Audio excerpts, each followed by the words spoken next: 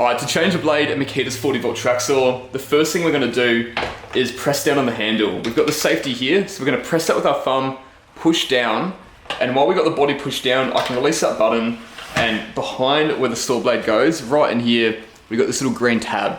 And what I want to do is press that green tab and hold it, and as I'm holding it, I'm going to slowly pull the saw body back up, and it's going to click in place. And what that's done is pulled the blade down so we can now access this Allen key here. And to get that Allen screw out, we've got an Allen key located in the back of the saw. So I'm going to pull that out from there.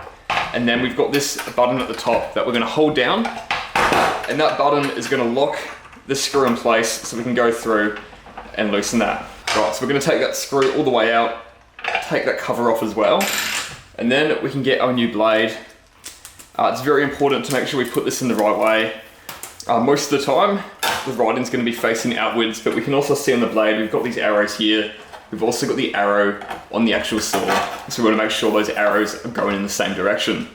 I'm then just going to slide the blade up from the bottom, and it should just sit in there, and it should sit over that O-ring, and there should be no lateral movement.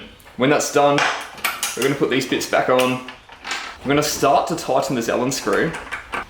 And when we get to this point and that blade starts spinning with it, then we're going to press that button down once again. I'm going to hold that down, and once I pull this, it's going to lock that blade into place, and we can properly go through and tighten that blade off. With that done, get our Allen key, we can put that in the back of the tool, and then to pull the blade back up, we're just going to press down on this button on the top of the handle, and we can pull it back up. Now our blade's in the track saw and we're ready to go.